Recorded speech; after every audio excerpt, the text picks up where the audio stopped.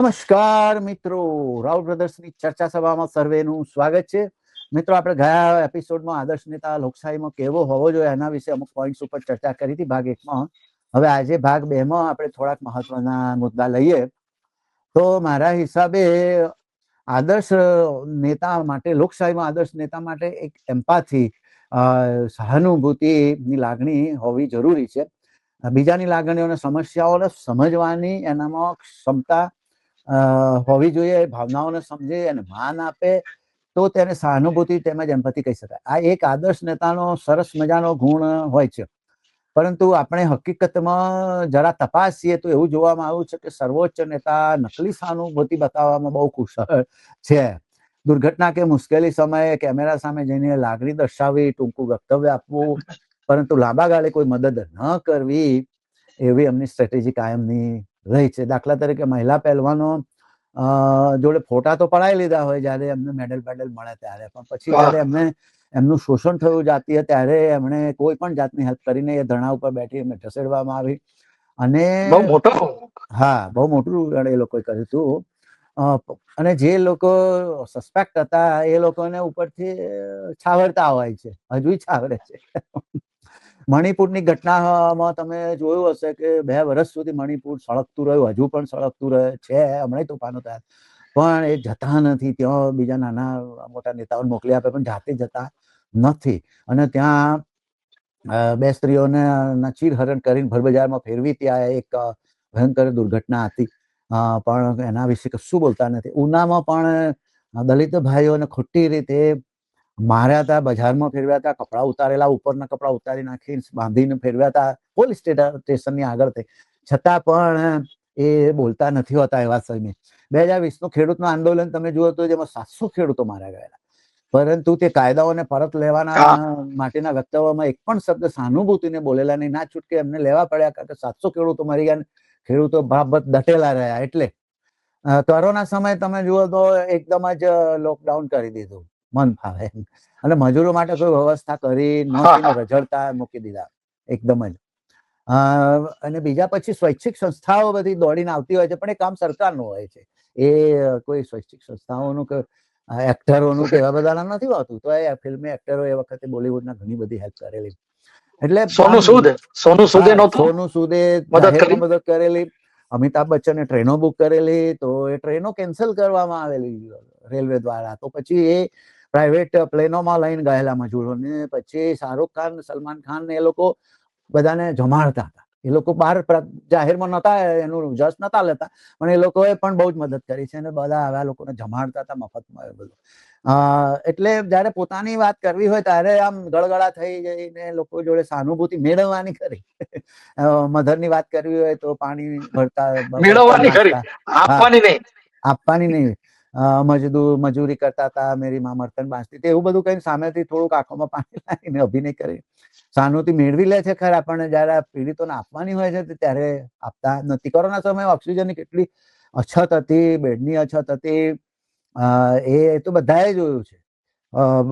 અને અધૂરી તૈયારીઓ હતી. ગંગા તટે લાશોના ઢગલા બહાર આવ્યા હતા, પેલા દબાઈ ગયેલા, પાણી આવ્યું તો પછી આવી રીતે થાળીઓ વગાડું, તાળીઓ વગાડીને એવા બધા નુસ્ખા અજમાવતા હોય છે. પણ જે રિયલમાં સહાનુભૂતિ પ્રજાને જોઈએ ને એની પડખે ઉભું રહેવું પડે ત્યારે ઉભા રહેતા નથી. પણ વાતોમાં બસ એટલે એમનો ઇમોશનલ કોશન્ટ બહુ સારો છે. એવી રીતે લોકોના લાગણીઓમાં ગળગળા કરી નાખશે પણ ખરા ટાઈમે ચટકી જતા હોય. બીજું મારા હિસાબે લોકશાહીમાં આદર્શ નેતા જોડે એક તો આ જમાનાની માંગ છે તો વૈજ્ઞાનિક અભિગમ હોવો જોઈએ. આપણા બંધારણમાં કલમ 51 એવી કઈ કલમ છે, મને ચોક્કસ યાદ નથી, પણ એમાં પણ લખેલું છે કે વૈજ્ઞાનિક અભિગમ હોવો જોઈએ ને રાખવો જોઈએ ને વધારવો જોઈએ. હા, હવે તમે સાયન્ટિફિક ટેમ્પર હોવો જોઈએ. Scientific temper. હવે તમે જુઓ તો સૌથી પહેલા જ વડાપ્રધાન એવા મળ્યા કે જે ધર્મ કર્મમાં બહુ માનતા નહોતા, હિન્દુ એથિસ્ટ ગણાવતા હતા, પોતાને રેશનલ હતા, અને વૈજ્ઞાનિક અભિગમ વાળા એટલા બધા હતા ને એમણે એટલી બધી વૈજ્ઞાનિક સંસ્થાઓ સ્થાપિત કર્યા છે કે એમના ફળ અત્યારે આપણને મળે છે, ચાખવા મળી રહ્યા છે. તો વૈજ્ઞાનિક અભિગમ રાખવો પડે. મહત્વના નિર્ણયો ડેટા, પુરાવા, નિષ્ણાતોની સલાહ ઉપર આધારિત હોય ત્યારે વૈજ્ઞાનિક અભિગમ કહી શકાય. નવી માહિતી આવે તો નીતિઓમાં ફેરફાર કરવા તૈયાર હોય. સામાજિક રીતે અંશદાર સામે ઉભું રહેવું જોઈએ. બંધારણની આર્ટિકલ 51 એ જ છે. શરૂઆતમાં વિવેકાનંદ ટાંકીને એવું કહેતા કે વિવેકાનંદ ભગવાનની શોધમાં ગયેલા અને પછી જીવનના અંત ભાગમાં એવું બોલેલા કે તમામ દેવી દેવતા કો ડૂબો દો, રાષ્ટ્ર કી સેવા કરો. જો તમે એમને ટાંકતા હો તો સત્તા મળ્યા પછી એના વિરુદ્ધનું વર્તન કેમ કરતા હોવ છો? પણ એ તો કાયમ એવું કરતા છે, એ બોલે કઈ કરે. ખાસ કરીને ત્યાં ચૂંટણી હોય ત્યારે મહામાનવ મંદિરોમાં ફરતા, હમણાં તો પાછા કઈ ત્રિશુલ ને ડમરું લઈને ફરતા હતા. એટલે વધુમાં જે શખ્સ હનુમાનજીને કિસ્સામાં રાખીને ફરતો એવા ધીરેન્દ્રના આશ્રમમાં જતા હોય, જેના ઉપર રેપના કેસો હતા, એવા શરમના સજા થઈ હતી, કેસો નતા, કેસો તો પતી ગયા. સજા થયેલી એવા શરમના આશ્રમમાં બધા ફરતા હતા. પછી તમે જુઓ તો વૈજ્ઞાનિક અભિગમ ડિફેન્સ મિનિસ્ટરમાં નથી, એવું કહીએ તો રફેલ લાયા તો નારિયેળ રીંબુ ને મરચા મૂકતા હોય. એટલે વિજ્ઞાન ભણ્યા હોય તો જ વૈજ્ઞાનિક અભિગમ આવે એવું નથી હોતું. એટલે ક્યાંય દેખાતો નથી, બોલવામાં, કસામાં, આચરણમાં, હાથમાં ડમરું, ત્રિશુલ એવી તરકીબો, ભાષણમાં સાયન્સના શબ્દો નો ઉપયોગ કરે પણ ડેટા જાહેર ના કરે, જાતે જ નિષ્ણાત બની જાય. વાદળા છે, વાતાવરણમાં વરસાદ છે, ચલો હવે રડારમાં નહીં દેખાઈએ, હુમલા કરી દો. પણ રડારમાં તો બધું દેખાય હોય ને, કઈ વાદળોની અસર ના હોય. એટલે આમાં શું છે કે અધૂરું જ્ઞાન બતાવતા હોય છે. એટલે એવું હોય તો બોલવું ના જોઈએ. ઘણી વાર કે અમે ઈમેલ કરી હતી ને ફોટો પાડીને મોકલ્યો તો, પણ એ જમાનામાં ઈમેલ ની શોધાય ના થઈ, કલર કેમેરા ની શોધાય નહોતી. એટલે ક્લાઇમેટ ચેન્જ વિશે આમ બાલિશ પેલું વક્તવ્ય આપે કે ઠંડી ગરમીમાં આપણી સહન કરવાની શક્તિ ઘટી ગઈ છે. એક છોકરીએ પ્રશ્ન પૂછેલો, એક છોકરીએ પ્રશ્ન પૂછેલો, આ જવાબ આપેલો, આપણે ક્લાઇમેટ ચેન્જ જેવું કઈ નહીં, આપણી શક્તિ ઘટી ગઈ છે. પછી પેલું એઆઈ એટલે કે ભાઈ આઈ બોલતે હૈ મહારાષ્ટ્ર में, હા એઆઈ એટલે આઈ બોલતે ઇન્ટેલિજન્સ. હા, એના બદલે કે એઆઈ એટલે આઈ એટલે મહારાષ્ટ્રમાં આઈ બોલે. એટલે હવે બધી શું કહેવાય હાસ્યાસ્પદ વાતો કરતા હોય. પછી સ્ક્વેર પ્લસ બી સ્ક્વેર, A2AB આવું બધું કઈક કામ વગરનું લઈ આવતા હોય છે. હવે ખરેખર સાયન્ટિફિક ટેમ્પરામેન્ટ હોય તો એમણે સ્કૂલો બંધ ના કરવી જોઈએ. એના બદલે 93,000 સ્કૂલો બંધ કરી દીધી છે. 93,000 સ્કૂલો, સરકારી સ્કૂલો ભારતભરમાંથી 93,000 સ્કૂલો બંધ કરી દીધી છે. તો એ છોકરા કઈ ભણે? ગરીબોના છોકરા જ જતા ને સરકારી સ્કૂલોમાં. કોણ જાય? ગરીબોના છોકરા. અમીરોના છોકરા તો જવાના જ નહીં, આમે નહીં જવાના, એ તો બધી મોંઘી સ્કૂલોમાં જ જવાના છે. પણ ગરીબ લોકો ભણે તો પાછા સવાલ કરતા થઈ જાય તો પાછો લોચો ને. એટલે સવાલ કરવા ના જોઈએ. ગરીબો ના ભણે તો કઈ નહીં, ગરીબ જ ના રહે. અમીરો અમીર થવા જોઈએ, મૂળ વસ્તુ એ છે. એટલે પછી પેલા ડોક્ટરોની સભામાં એવું બોલેલા કે પ્લાસ્ટિક સર્જરીનું, ગણપતિનું માથું, હાથીનું માથું બેહાડી પ્લાસ્ટિક સર્જરી હતી, પણ એ ખબર ના પડી કે કિડની પણ કોઈની મેચ નથી થતી તો બેસાડાતી નથી. તો માથું કઈ રીતે બેસાડાય? તે પશુનું માથું કઈ રીતે? એટલે એવી બધી મિથોલોજીકલ વાર્તાઓ છે, એમાંથી કશું શીખ લેવાની છે. પણ એને આપણી ત્યાં પ્લાસ્ટિક સર્જરી હતી એમ કરીને હતી, પણ એનો વિકાસ તો કર્યો નહીં. સુશ્રુત કરતા હતા પ્લાસ્ટિક સર્જરી, પણ એનો વિકાસ તો કર્યો નહીં. એટલે ટૂંકમાં જે એમ્પાથી, સહાનુભૂતિ હોવી જોઈએ અને વૈજ્ઞાનિક અભિગમ ખાસ હોવો જોઈએ, એ બેમાં એ બહુ પાછા પડે છે. હવે બાકીના ગુણો વિશે તમે આગળ વધો. તો આપણે ગયા એપિસોડમાં પણ ઘણા બધા ગુણોની ચર્ચા કરેલી, અને ઓન ધ ગ્રાઉન્ડ આપણે ફેક્ટ્સ ચકાસ્યા, એમનું વર્તન ચકાસ્યું, એમનું બોલવાનું ચકાસ્યું, વર્તન ચકાસ્યું, તો કોઈ મેળ ખાતો નથી કે ભાઈ ચાલો આટલું કે છે તો આટલું કર્યું. ઇવન વચનોમાં પણ ભાઈ 15 લાખ ને એ બધું તો આપણે જાણીએ કે એ કઈ વચન, સ્માર્ટ સિટી વચન પૂરા નથી કર્યા. આપણે સ્પેસિફિકલી આ એપિસોડમાં આપણે એક લીડરમાં કેવા ગુણો હોવા જોઈએ, અને એ દેખાય છે કે નહીં. આપણે માની લો કે કોઈને કહીએ કે ભાઈ આ વિઝનરી માણસ છે, જીનિયસ છે, તો એની જે બ્રાઇટનેસ છે, મેન્ટલ અવેરનેસ છે, ઇન્ટેલેક્ચ્યુઅલ કેપેસિટી છે, એ એના કર્મોથી દેખાય. એ રિઝલ્ટ આપે. આપણે કહીએ ભાઈ newton was the greatest genius, Einstein was very great genius, તો એમણે જે સાયન્સના ફંડામેન્ટલ્સ આપ્યા તો એ સાબિત થઈ ગયું. હવે આ પોતે જ મહામાનવ પોતે જીનિયસ છે બધી રીતે, લીડર તરીકે. ઇવન જે એમનું કોઈ કામ નથી એવી બાબતમાં પણ ઓપિનિયન આપે, પણ એ પણ ફેક્ટ્સ નહીં, એમ ગપ્પા સિસ્ટમ. એટલે એ આપણે ચર્ચા કરી. હવે આગળ વધતા કે એક ઇન્ક્લુઝિવનેસ હોવી જોઈએ અને ઇક્વાલિટી હોવી જોઈએ, કે દરેક સમાજના દરેક વર્ગ, ઉચ્ચ નીચ પછાત, કોઈ પણ ધર્મનો હોય તો સમાન ન્યાય મળે, એની એક રાજા તરીકે, એક નેતા તરીકે બધાને સરખા એમના હક મળે, એ આપણે થોડી ઘણી ચર્ચા કરેલી ગયા એપિસોડમાં. નીતિઓ અને નિર્ણયો એવા લે કે કોઈને નુકસાન ના જાય. હવે આપણે જોયું કે ચર્ચા કરેલી કેવા ખેડૂત વિરોધી કાયદા લીધેલા. તો ખેડૂત તો આપણે તો આખી કન્ટ્રી એગ્રીકલ્ચર ઉપર આધારિત છે. તો દરેક નેતા કેવો કે દરેક વર્ગને જોડે, તોડવાનું કામ ન કરે. હવે આપણે જોઈએ છીએ કે કેટલું બધું તોડવાનું કામ કરી ગયો છે. પછી દરેક સમુદાયોમાં દેખાડવા જતા હશે અને બોલે ભી છે कि भाई मैं माँ गंगा का बेटा हूँ, अब की बार बंगाल में चुनाव था तो ये बोला कि भाई मैं बंगाल में जन्म लेना चाहता हूँ. તો એ જયારે ચૂંટણી ટાણે લાભ લેવા માટે દરેક ધાર્મિક પ્રસંગોમાં જવાનું, દરેક સમુદાયમાં હાજરી આપવાની, એવા પોશાક પહેરવાના. પણ હમણાં જે તમે ગયા મુદ્દામાં વાત કરી કે ભાઈ જે કામદારો હતા, મજૂરો હતા, રસ્તે રજડતા મૂકી દીધા. સુટકેસ ઉપર છોકરાને બેસાડીને એ કે માં ઢસેડથી લઈ જાય, 200 કિલોમીટર ચાલતા કરે. પોતાના ફંક્શનોમાં તો ઓર્ડર કરી દો છો કે હજારો બસો તૈનાત કરી દો છો. આ લોકો માટે બસો ફાળવી હોય તો દરેક જિલ્લા લેવલે કે ભાઈ જ્યાં એમનું કોન્સન્ટ્રેશન છે, સુરત છે, ફલાણું છે, અહીંયા છે, તો એ બસો મૂકી દો દરેક જિલ્લાથી. કે આ બધા યુપી બિહારના કે જે આવે છે મજૂર વર્ગ, કામદાર વર્ગ, તો એ એમને મૂકીને પાછું આવે. ટિકિટ લઈ લે, અમે તમે છોડવાના નથી, પણ એને ટિકિટ ખર્ચવા બી તૈયાર જ છે, પણ સુવિધા તો આપો. એટલે આ જે છે ને કે ભાઈ એમના પાછા સાહેબ પાળેલા જે સાધુઓ છે, એ તમે જોજો આખું વર્ષ જનતાનો, સાધુમાં તો આ ગુણ હોવો જ જોઈએ. જે ઉચ્ચ લેવલનો સાધુ હોય ને એ તો સાહેબ જેમાં પશુતા છે ને એને એનામાં કઈ બહુ દોષ ન જોવે, તો સર્વને સમાન સમજે. તો આવા સાધુઓ પણ સાહેબ એવા સ્ટેટમેન્ટ આપે કે ભાઈ 4 બાળકો પેદા કરો, એક આરએસએસ ને દઈ દો. એટલે આરએસએસ એટલે એક ભાજપ ને દઈ દો એમ. ભાઈ એનો ખાવા પીવાનો ખર્ચો કોણ આપશે? એને ભણાવશે ગણાવશે કે પછી ઝંડા લઈને, ભગવા ઝંડા લઈને ફરવાનું જ છે? શું કામ કરશે?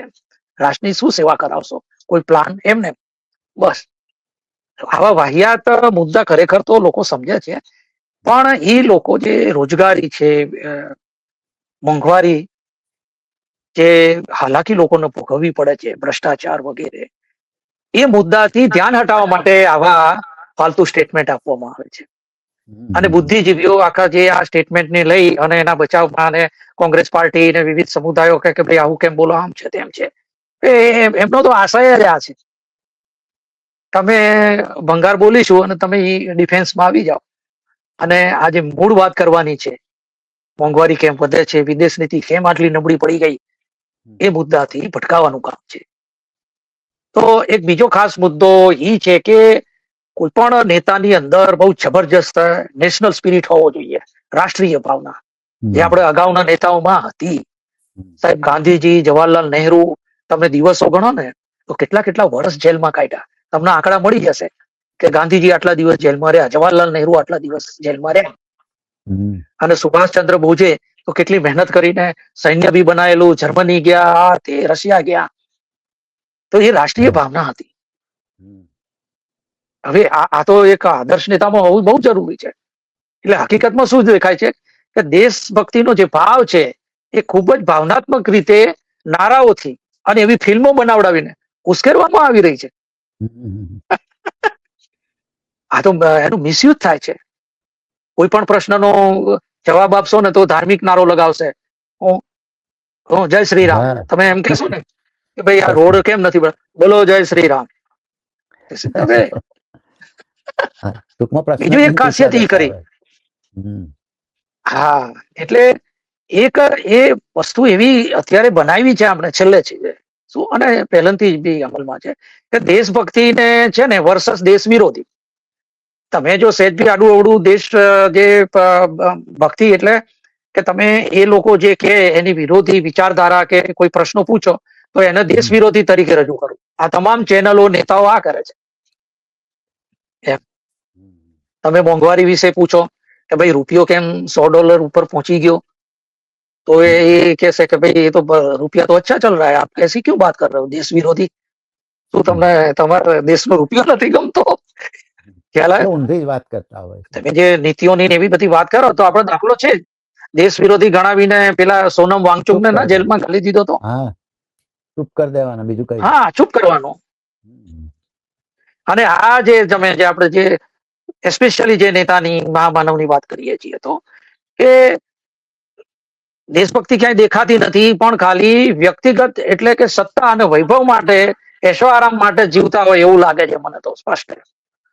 એમના જે તौर તરીકા, શું આલિશાન જે કહેવાય આવાસોમાં રહેવું, રાઈટ, આલિશાન ગાડીમાં ફરવું, આલિશાન પ્લેન, કરોડોના પ્લેન, દેશનું ભલે સત્યાનાશ જાય, ઠેર ઠેર તમે જુઓ એનો દાખલો આપું કે ઠેર ઠેર જે પાર્ટીના આલિશાન ભવનો છે, કોઈ એક આમાં કેટલો ખર્ચ થયો એવું કોઈએ પૂછ્યું કે એ જો તમે એનો ખર્ચ માંગો કે આમાં કેટલા રૂપિયા નાખ્યા તો તમને સ્પષ્ટ થઈ જશે કે આ કોઈ દેશ સેવા માટે નીકળેલા છે એમ. પછી તમે જુઓ તો બોન્ડ મારફત દાન લઈ લેવાના પછી એ પાર્ટીને લાભ કરાવો.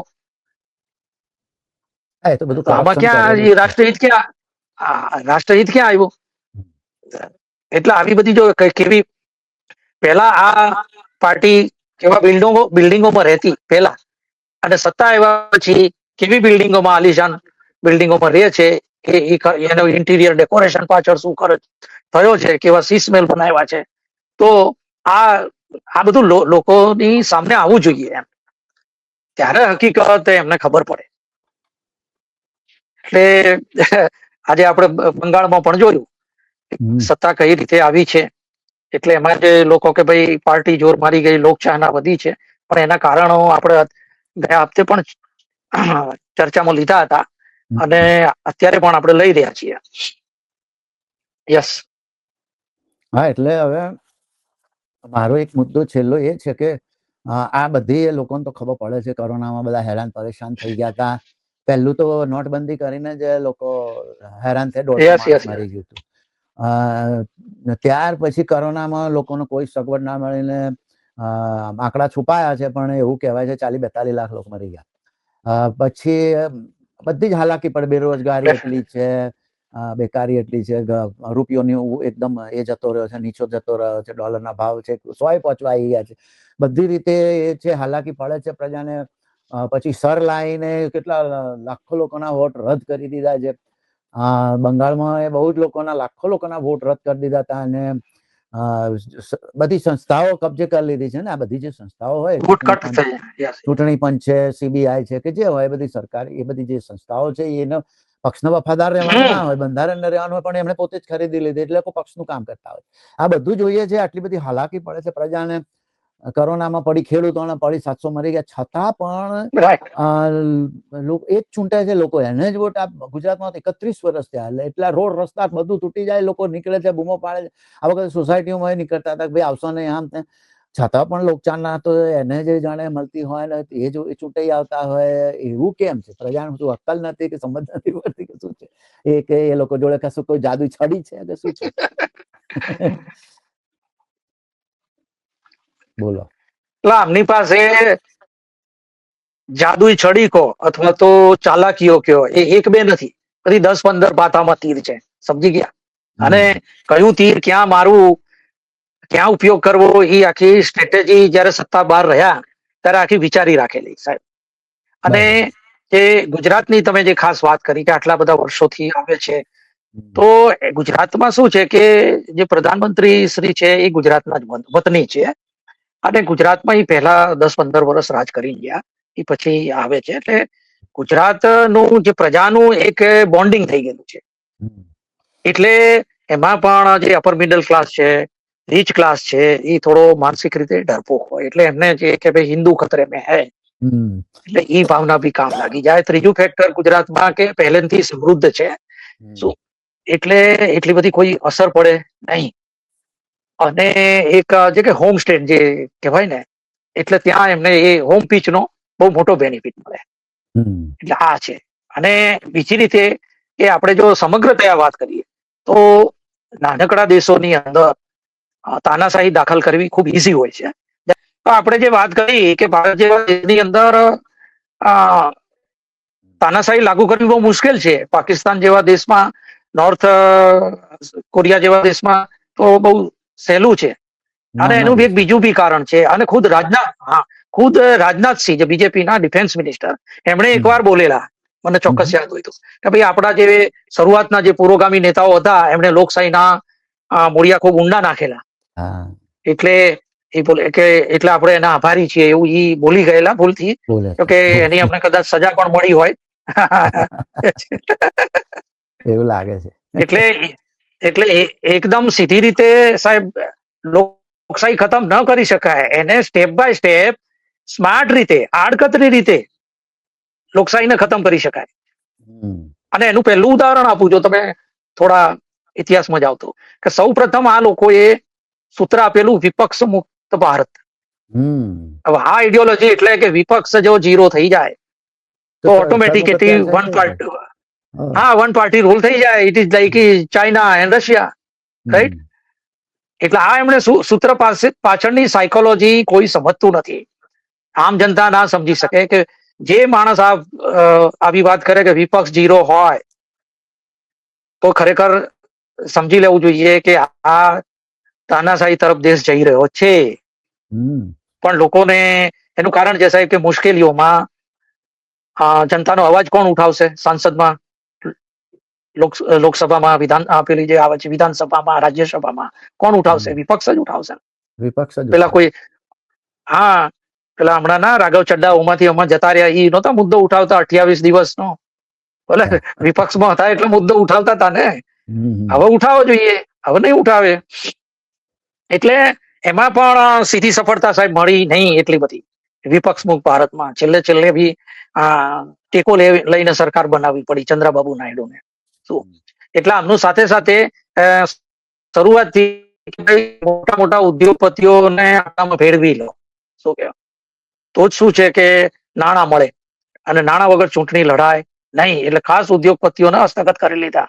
એટલે આર્થિક મદદ મળી રહે. ચૂંટણી વખતે સાહેબ ગ્રાઉન્ડ ઉપર તમે જોઈએ તો મની પાવર જોઈએ છે. ફેમિલી દીઠ 2000 5000 આપવા પડતા હોય છે. ત્યારે આ બધા મજૂરિયા કારખાના વાળા એ બધા વોટ છે, એમને વોટ મળતો નથી સાહેબ. એટલે આ બહુ હકીકત છે સાહેબ. અને ત્રીજું પગલું આ લોકોએ એ લીધું કે 95% જેટલું મીડિયા કબજે કરી લીધું આખું. એના જે માલિકો છે એ આમના તાબામાં આવી ગયા. એટલે એ જે છે કે એ સતત શું કરે? એ સતત વિપક્ષને ઘેરવાની પ્રવૃત્તિ કરશે અને 42 મુદ્દાઓ પર ચર્ચાઓ કરાશે અને તું તારી ચાલે રાખશે. હકીકતમાં જે લોકો મોંઘવારી, બેરોજગારી વિશે વ્યવસ્થિત ચર્ચા કરતા હતા એવા બધાની નોકરીઓ છોડાવી દીધી. એ લોકો બિચારા યુટ્યુબ ઉપર બધું પોતાનું કહેતા હોય છે. ચોથું સ્ટેપ સાહેબ આપણે શું લીધું કે ભાઈ, હાજી બોલ્યું. યુટ્યુબરોને પૈસા આપે છે, ખરીદી લે છે. એટલે યુટ્યુબરો પછી એમના પક્ષમાં બોલતા થઈ જાય છે. કોક જ એવા યુટ્યુબર છે કે જે એમનું સાચું ચિત્રણ આપતા હોય. બાકી બધી સ્થાનિક યુટ્યુબરો પૈસા લઈને બધું ઢીલું બોલતા હોય છે. અરે અમને આખી આઈટી સેલ છે, કરોડો એમ્પ્લોય છે, આઈટી સેલ છે ને, એ આખી રીતે વોટ્સઅપ ને બધું ચાલુ જ હોય છે. એટલે આમાં આપણે જે ચોથું સ્ટેપ એમનું જે જોરદાર છે કે એમને જે સૂત્ર આપ્યું હતું એની કન્ટિન્યુટી કરવા. જે ચુનાવથી તો એવું થયું નહીં, એટલે શું કર્યું? બીજો રસ્તો કે વિપક્ષનો સમૂળગો નાશ કરવો. એટલે કે ભાઈ લોકશાહી ખતમ કરવી.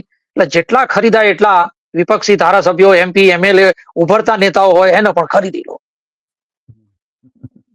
અને એમને કાયદેસર કે ભાઈ તમને ફરીથી ટિકિટ આપીશું, મિનિસ્ટરશીપ આપીશું. નાણાંમાં જે વહીવટ તો આપણે જોયું નથી કે ભાઈ એની સાબિતી હોય નહીં, એટલે એમાં આપણે બહુ પડતા નથી. એ સિવાય તો ભાઈ ખરીદવા કેવી રીતે? ઘણા બહુ લોયલ હોય તો પછી કે ઈડી ના દરોડા પાડો, IT, ઇન્કમ ટેક્સ વગેરે. એટલે આ રીતે એમને કરો અને એમાં સફળ ગયા હશે. મહારાષ્ટ્રમાં NCP ના 2 ભાગ કરી નાખ્યા, પછી શિવસેનાના 2 ભાગ કરી નાખ્યા. આપને હમણાં રિસન્ટલી એવી તોડાવી નાખી, 7 સાંસદો વયા ગયા. એટલે આ જે વસ્તુ છે એ એમની ઓલું કે ભાઈ મલ્ટી પ્રોંગ્ડ અપ્રોચ, એમ ચારે દિશાઓથી ત્યારે રિઝલ્ટ આવે એમ. લોકશાહી એટલા બધા મૂળિયા ઊંડા નાખેલા છે. જવાહરલાલ નહેરુ અને ગાંધીજીએ, બાબા સાહેબ આંબેડકર જે આખું સંવિધાન લખ્યું, જે કે ભાઈ જે પછાત વર્ગ હતો એમને ઉપર લાવવા, અને જે ઇન્દિરા ગાંધીએ કે ભાઈ જમીનો બધાને આપી, જે વધારાની જમીનો અપાવડાવી, પછી ખેતી કરવાનો હક આપ્યો. પેલા માલિક જમીનદાર ગણાતો, માલિકી હક આપ્યા, માલિકી હક જેના બલબૂતા ઉપર આજે આ બીજી ત્રીજી પેઢી આટલી ગાડીઓ લઈને ફરતી ગઈ હતી, એ જ લોકો હવે દ્રોહ કરી રહ્યા છે. તમે વિચારો. અને જે મેં વાત કરી, પાંચમું જે સ્ટેપ છે એ એવો હાવ ઉભો કર્યો, હિન્દુ ખતરે. હવે એ થોડું બોલતા ઓછું થઈ ગયા છે, કારણ કે અમુક શસ્ત્ર બહુ વાપરો તો એની ધાર ઓછી થઈ જાય, અમુક જગ્યાએ વાપરવાનું ચાલુ જ છે. હિન્દુ ખતરે મેં, ધર્મ ખતરામાં છે. અને ભાઈ મુગલો પ્રજાના રાજ બ્રેનમાં ઘૂસી ગયું છે, એટલે હવે એને વાપરવાની જરૂર નહીં, એ બધાના અંદર ઘુસાડી દીધું જ છે. જરૂર નથી. હા, હવે જરૂર નહીં કહેવાની, લોકોને ખબર જ છે ખતરામાં જ છે. ખબર વોટ નહીં આવે તો ખતરો. એટલે હવે સાહેબ અહીંયા જો ધર્મની રીતે જુઓ તો મુસ્લિમ રાજ્ય આવી ગયું, ક્રિશ્ચિયન રાજ્ય આવી ગયું, તેમ છતાં આપણે વર્ષોથી આપણા બાપ દાદાઓ, આપણે આજની પેઢી અનેક તહેવારો મનાવીએ છીએ, મંદિરો જવામાં છૂટ છે, તો ક્યાંથી ખતરામાં આવી ગયું? ખતરો તો હિન્દુથી છે સાહેબ. નકલી પનીર બનાવો, નકલી હોસ્પિટલો બનાવો, બરાબર, બધું નકલી ખાતર બનાવો, તો પછી તો ઈ શું બધા વિધર્મીઓ કરી રહ્યા છે? ના, આપણા જ લોકો આપણને લૂંટી રહ્યા છે. શું એટલે આ સ્ટેપ થી એમને શું ફાયદો મળ્યો કે સાહેબ સંસદ સભ્ય, ધારાસભ્ય ચૂંટાયા પછી 5-5 વર્ષ સુધી દેખાય નહીં ને, તો આ મુદ્દા પર વોટ મળે રાખવાના. એ તમારા જે પ્રશ્નનો આ બધો એનો જવાબ છે. એટલે ટૂંકમાં લોકચાહના નથી, પણ બીજા હથકંડા કરીને કાયમ ચૂંટણી જીતે જાય છે, એવું થયું. ડેફિનેટલી. હા, લોકચાહના બંગાળમાં શું કર્યું? હા, બંગાળમાં શું કર્યું? જઈને સેટઅપ કરી, ફોટો ઓપ્સ કરી, જાલ મૂડી ખાઈ આયા. ફૂટબોલ, બંગાળમાં ફૂટબોલ લોકપ્રિય છે, ફૂટબોલ રમવા માંડ્યા. પછી જે મતદારોના નામ કાઢી નાખ્યા SIR-માં. આ તો એવું થયું કે જબરજસ્તી આંખમાં મરચું નાખી લૂંટી લો કોઈને, એવી વાત થઈ. આ એમનું છેલ્લું પત્તું છે, છેલ્લું લેટેસ્ટ શોધેલું પત્તું છે સ્વરનું. તમે જુગારમાં બાજી રમતા હો, તમે સ્વરનું પત્તું નાખો તો જીતી જાવ ને. એટલે આ એક લેટેસ્ટ શોધ છે સર. એટલે એ જ્યાં વિપક્ષ જીતતો હોય અને ત્યાં એ લોકોના વોટ એટલા બધા કટ કરી નાખવાના કે જે પેલો 5-10 હજાર જીતતો હોય હારી અને સાહેબ ગમે એટલી ગડબડ થાય, તમે જે કીધું હુકમનું પાનું, ગમે એટલી ગડબડ થાય તો ઇલેક્શન કમિશન પણ ખિસ્સામાં નાખી લીધું તો જ આવું શક્ય છે. કોઈ પણ ફરિયાદો થાય કે કોર્ટ કચેરી કરીને ઉડાડી મારવાનો. એટલે સાહેબ જે વાત કરીએ છીએ કે free and fair election, free and fair election આને ન કહી શકાય, એ લોકશાહીનું મૂળિયા છે. હવે આ ફ્રી એન્ડ ફેર ઇલેક્શન ન થવા દે તો લોકશાહી ખતરામાં છે. એટલે હવે પાછો ફરીથી મારે કેવું પડશે કે હવે હિન્દુ ખતરામાં આવી ગયો. ખ્યાલ આવ્યો? એટલે લોકશાહી આખું ખતમ કરી, આખી સ્માર્ટ રીતે, આડકતરી રીતે, સાહેબ હું તો માનું છું પર્સનલી કે તાનાશાહી દાખલ થઈ ગઈ છે. તાનાશાહી તો ક્યારની દાખલ કરી દીધી છે પાછલા બાણે. હા, બીજું સાહેબ હમણે જે વિપક્ષ મુક્ત ભારતમાં કે જે નવલોહિયા યુવાનો હતા, ઉગતા નેતાઓ ઉપર એમને અંકુશ, અને છેલ્લે અંકુશ ના આવે તો પછી ખરીદી લો, આવા જો એમને ડર હતો કે આવા નેતાઓનું આજે અમે કોઈ સાંભળતું નથી, કાલ ઉઠીને સાંભળવા મળશે તો.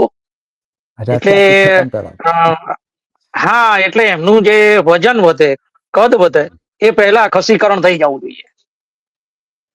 એ જ આપણે ધારાસભ્ય બી છે અલ્પેશભાઈ ઠાકોર કે જે દારૂબંધી ચલાવતા હવે લગભગ જે છે, પછી હાર્દિકભાઈ પટેલ જે મોંઘવારીના બેફામ બોલતા હતા, હવે પાર્ટીમાં જે બિલકુલ સાઇડલાઇન થઈ ગયા છે, બિલકુલ બોલવાની મનાઈ છે કે ભાઈ જે લીધા છે તો તમારે બોલવાનું છે નહીં. બરાબર. બીજું એક સાહેબ મહત્વનું ફેક્ટર જે લોકો હાજી જે લોકો નજરઅંદાજ કરી જાય છે, એક ફેક્ટર કે લોકો નજરઅંદાજ કરી જાય છે, એ છે કે આમ જનતા છે ને સાહેબ, નોકરિયાત છે, વેપારી વર્ગ છે, ખેડૂતો છે, એ લોકો, દુકાનદારો છે, એમની જે રોજીરોટી ના જે પ્રશ્નોમાંથી ઊંચા નથી આવતા. એમની ફેમિલી હોય, સંભાળવાની હોય, કામ ધંધે જવાનું હોય, એ લોકોને સાહેબ આ બધી વાતમાં ડીપ થિંકિંગ કરવાની કોઈ સમજાય નથી, બીજું કે ટાઈમ નથી. અને જે સમય વધે છે એમાં ઈ ગુરુઓના, બાબાઓના, સાધુઓના યાત્રાઓમાં હાલીને જાવું, પદયાત્રા, એમાં ટાઈમ રિલેક્સ થવાય, એમાં દોષ નથી, રિક્રિએશન મળે, જતા હોય છે, બરાબર. એટલે આવા અને એમનું જે એમની પાસે એવો સમય નથી, એટલું દિમાગ નથી કે જે આવી બધી ચાલબાજીઓ, બરાબર, ઠગ પ્રવૃત્તિ આપણે જે હમણાં વર્ણવી એ સમજી શકે, રાઈટ. અને એમાં એમને જે બળતણ કોણ પૂરું પાડે છે? મીડિયા ચેનલો. 100% સાહેબ સરકારની ચાપલુસી 24 કલાક કરતા હોય તો આ લોકો સાંભળવાના જ છે. એટલે સરકારની તરફેણમાં સાંભળતા જ હોય સતત. એટલે એમનું જે બ્રેઇન વોશ થવાનું છે. એટલે સાહેબ એ બીજું નહીં, અને કાંઈ દેખાશે નહીં. આઈક્યુ એક તો ઓછો છે. હવે આવા લોકો સાહેબ 500, 5000 લઈને વોટ આપી આવે તો એની સમજને શું કેવું? એને તો લોકશાહીની ખરો અર્થ બી ખબર નથી, બરાબર. અને આ જ જનતા છે સાહેબ, આ જ જનતા કે જેણે 500 વર્ષ જેવી વિદેશી હુકુમત સહન કરી હોય, એટલે એ માનસિક રીતે ડિસ્ટર્બ, ખલાસ થઈ ગયેલી પ્રજા છે, જેને પાછું અધૂરામાં પૂરી લોકલ લેવલે રાજાશાહી પણ સહન કરી હોય. એટલે આને, આ પ્રજાને સાહેબ હું કહું છું કે એને લોકશાહીથી કોઈ મતલબ નથી. વન પાર્ટી રૂલ હશે, જેવી રીતે ચાઇનામાં છે, રશિયામાં છે, નોર્થ કોરિયામાં તો કાયદેસર તાનાશાહ છે. આ પ્રજાને ફરક પડવાનો નથી. એનું કામ છે સર્વાઈવ થવું, જીવતા રહો. અને આ લોકોએ કરી પણ દેખાડ્યું છે. જ્યારે આંદોલન કરવા જાઓ તો પોલીસ ફોર્સ મારશે, અટકાયતી પગલા લેશે, પૂરી દેશે.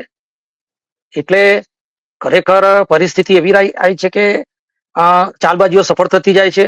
જનતા હવે બિલકુલ લાચાર પરિસ્થિતિમાં આવી ગઈ છે. અને એવા ઐતિહાસિક દાખલા છે કે તાનાશાહો સાહેબ 16 વર્ષ, 18, 25 વર્ષ બિંદાસ રાજ કરીને ગયા છે. મુઅમ્મર ગદ્દાફી, સ્ટાલિન, 45 વર્ષ રાજ કર્યું, મુશરફ, તો પછી